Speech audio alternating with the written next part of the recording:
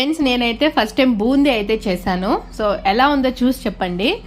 యాక్చువల్గా చూడడానికి అది బూందీలాగా కనిపిస్తుంది, కానీ బూందీలాగా లేదు. అట్లని ఇంకొక పేరు కూడా పెట్టలేము. యాక్చువల్గా నేనైతే చేసింది పొటాటో స్టిక్స్.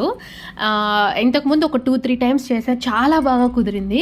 సరే, ఇంకా మా అబ్బాయి చాలా రోజుల నుంచి ఏదైనా స్నాక్స్ చేయంటే సరే పొటాటో స్టిక్స్ చేద్దామని ట్రై చేశాను. స్టిక్స్ లాగా చేశాను, అలా బూందీలాగా అయిపోయింది. సరే, ఇంకా లడ్డు లాగా చేసి వేద్దాము, కొంచెం బాగా వస్తుందేమో అనుకొని చూస్తే అలా వేస్తానో లేదో అలా బూందీలుగా విడిపోయిందనమాట. సో లాస్ట్ ఫైనల్గా నా వంట పెంట కూర్చునింది. సో ఇలా వచ్చేసింది అనమాట వంట అంతా.